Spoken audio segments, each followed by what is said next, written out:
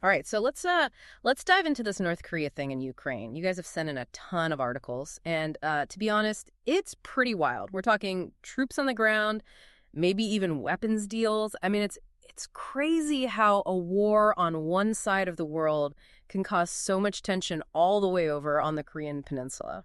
It really is fascinating. Yeah. North Korea is already kind of like an outsider on the world stage, Yeah. and now they're getting involved in this whole thing in Ukraine. It really makes you wonder what Kim Jong Un's thinking. Like, what's he hoping to get out of this? Well, the Pentagon says they have proof that North Korean troops have actually been sent to Russia's Kursk region, and U.S. Defense Secretary Lloyd Austin has even demanded that they pull out, like right away. What's that all about? Yeah, that's a pretty bold move for sure. Mm-hmm. The sources we've looked at suggest that it's probably some kind of trade deal. Hmm. North Korea gives Russia military help, and in return, they get something valuable back from Moscow. So a trade. But what could Russia even offer that would make this worth it for North Korea? I mean, they are already dealing with all those sanctions, right? Right. Well, think about what North Korea needs. They need advanced military tech things like maybe Yeah. submarines or even those fancy spy satellites, stuff they can't build themselves because of sanctions. Russia has all that stuff.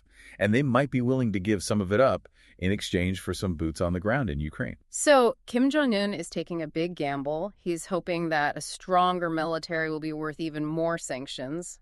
Makes you think.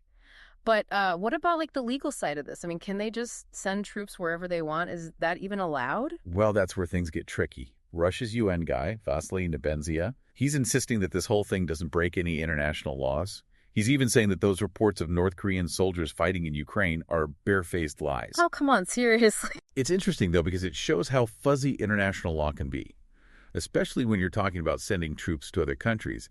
Nebenzia is even comparing it to the West helping Ukraine, saying that Russia has the same right to get help from their friends. Isn't that kind of comparing apples and oranges? I mean, helping a country defend itself is totally different from sending your own troops to attack another country, right? Yeah, that's the big question at the heart of this whole debate. There are so many things that determine if it's legal or not. Like, what's the war about? What are those troops actually doing? And what international agreements are already in place? This situation is really pushing the limits of how we interpret all those rules. Okay, so legally it's a big tangled mess, but what about like the bigger picture? This isn't just about Russia and Ukraine anymore, is it? You got it. This thing has the potential to explode way beyond Ukraine. Think about South Korea. They're obviously freaking out a little, right? Their security is directly tied to what's going on over there. And to make matters worse, the White House just released some photos claiming to show North Korea sending military equipment to Russia by train. Doesn't look too good, does it? It's like pouring gas on a fire, for sure. Yeah. This isn't just a handful of troops anymore. We could be talking about a full-on military partnership between Russia and North Korea. And don't forget, North Korea has a history of supplying weapons to other countries. This isn't exactly their first time at the rodeo. So here we have North Korea already dealing with international sanctions, and they're jumping headfirst into a war on the other side of the world. They may even be sending weapons and getting closer and closer to Russia. What's the game plan here? What's going on in Kim Jong-un's head? Well, you got to remember that North Korea's number one priority has always been staying in power. Kim Jong-un is playing the long game. He's hoping that siding with Russia will get him the military and economic support he needs to keep control. Plus, he probably figures that as Russia gets pushed away from the West, they'll need North Korea as a friend even more. It's a huge gamble, though. He's basically betting that getting closer to Russia is worth becoming even more isolated from the rest of the world. But what about China? They've been North Korea's main ally for ages. Where do they fit into all of this?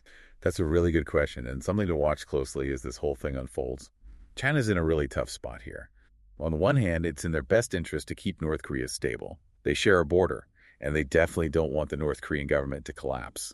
That could mean chaos and a refugee crisis right on their doorstep. But on the other hand, they don't want to make the West angry, especially with their growing economic ties to places like South Korea and Japan. So they're trying to play both sides. In a way, yeah. It's a delicate balancing act. They're probably trying to keep North Korea from poking the bear too much, encouraging them not to provoke the West. But at the same time, they're watching how the U.S. and its allies react. They don't want to look like they're on Russia's side, but they also don't want to miss out if there's a chance to gain more power in the region. Sounds like everyone is playing a very, very careful game of chess. Every move could change the whole bored. But let's get back to Ukraine for a sec. Could North Korea getting involved actually help Russia win?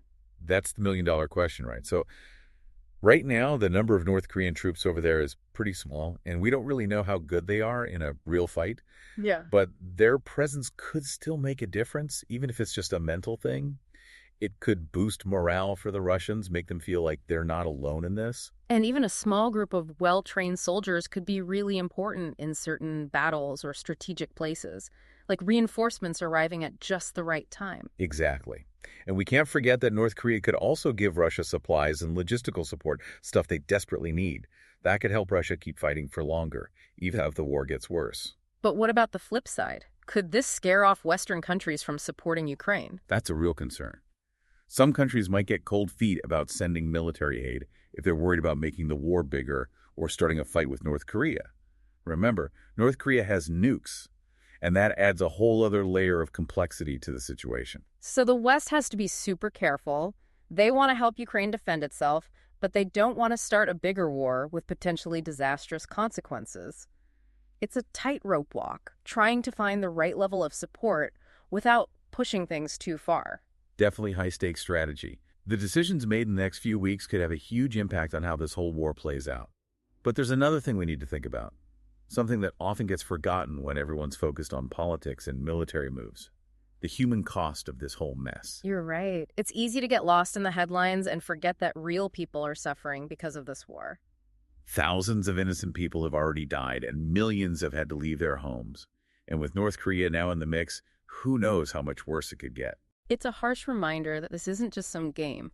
Leaders' decisions affect real people's lives, and we can't ignore that human cost. We're talking about how tough of a spot China is in. And yeah, it really shows how this whole thing could totally change who has power in East Asia. This isn't just about Russia and Ukraine anymore. It's pulling in big players like China, and it could even affect the global arms trade, which is kind of scary. Okay, let's break that down. It sounds like we're about to open a whole new can of worms. What's the deal with the global arms trade? What are we worried about there? Well, if North Korea is giving Russia weapons, that's a bad sign. Remember, they're already not allowed to do that because of all those international sanctions against their weapons program. If they get away with it, it could make other countries think they can do it too, and that could make wars break out all over the place. So it's like a domino effect. One country breaks the rules, then others see that and think, hey, we can do that too, and suddenly there's more fighting and chaos everywhere. Exactly. And it's not just about how many weapons, it's about the kind of weapons. North Korea knows a lot about making ballistic missiles, the really powerful ones. Lots of countries want those. If North Korea starts sharing that knowledge, it could change which countries have the most military power in different parts of the world. Whoa, that's a scary thought. Like suddenly everyone has access to way more dangerous weapons. But let's circle back to Asia for a minute. You said China is in a tough spot. Can you unpack that a little more? Sure. Put yourself in China's shoes for a sec. They want to keep North Korea stable. They share a border. And if the North Korean government fell apart, it could be a disaster for China. Think chaos, refugees flooding across the border. Not good. But China also doesn't want to piss off the West. They do a lot of business with South Korea, Japan, and other countries. They don't want to ruin those relationships. So they're trying to have their cake and eat it too. Yeah, kinda. They're probably trying to, nudge North Korea to behave, telling them not to make the West too angry. But they're also watching how the U.S. and its allies react to all this. They don't want to be seen as siding with Russia, but they're also looking for any opportunity to grab more power in the region. It's like everyone is playing a super careful game of chess, and any wrong move could mess up the whole board. But let's zoom back in on Ukraine for a minute. Could North Korea actually help Russia win this thing? That's the big question, right? For now, they haven't sent a lot of troops, and we don't know how good those troops are in a real fight. Yeah. But just having them there could help. Even if it's just a psychological thing, it could make the Russian soldiers feel better, like they have some backup. Yeah, and even a small group of really good soldiers could make a difference in certain battles or key locations, like having extra help arrive right when you need it most. Exactly. Plus, don't forget North Korea could give Russia supplies and logistical help, stuff they need badly. That could help them keep fighting longer, even if things get tougher on the battlefield. But what about the other side of that coin? Could this make Western countries less likely to help Ukraine? Like, would they be scared to get involved? Yeah, that's definitely a worry. Some countries might think twice about sending military aid because they don't want to escalate the war, Or, even worse, end up fighting North Korea. And remember, North Korea has nukes. That makes everything way more complicated and dangerous. So it's a balancing act for the West. They want to help Ukraine fight back, but without starting a bigger war that could be catastrophic. They're on a tightrope trying to find the right amount of support without pushing things too far. It's high-stakes strategy for sure, and the decisions made in the next few weeks will have huge consequences. But there's something else we need to consider, something that often gets lost in all the political maneuvering, the human cost of this war. You're right. It's easy to get caught up in the military strategy and all the politics, but we can't forget about the people whose lives are being shattered by this. Thousands of innocent civilians are already dead, and millions have become refugees. And now that North Korea is involved, the potential for even more suffering is huge. It's a stark reminder that this isn't just some game, The decisional leaders make affect real people, and we can't ignore that. It's heady stuff, that human cost. It's easy to get caught up in the headlines and the big picture, but at the end of the day, this is about real people's lives being turned upside down. It really makes you stop and think, about the choices these world leaders are making. Is it really worth it when so many innocent people are paying the price? And this whole North Korea thing brings up even more questions about what's right and wrong. Right, because let's be honest, North Korea doesn't exactly have a great track record when it comes to human rights. So now, on top of everything else we're worried about with this war, we got to think about what this means for the people in Ukraine, the people in North Korea, and for the whole idea of international law even. Exactly. It's like they're testing those basic rules that are supposed to keep countries from going to war with each other. Things like respecting each other's borders, protecting civilians, the whole system that's supposed to stop these conflicts from happening in the first place. Okay, so let's focus on that for a second. What does North Korea jumping into this mess say about the state of international law? Is it working? It's like they're pushing the limits, seeing how far they can go before someone stops them. We're seeing countries twisting those laws to get what they want, doing whatever they can get away with. And when there's no punishment for breaking the rules, that's a really bad sign. So it's like if North Korea can send troops to help with an invasion and nobody really does anything about it, then what's to stop other countries from doing the same thing? Exactly. It weakens the whole system of international law and could lead to a world where the strongest countries just do whatever they want without worrying about the consequences.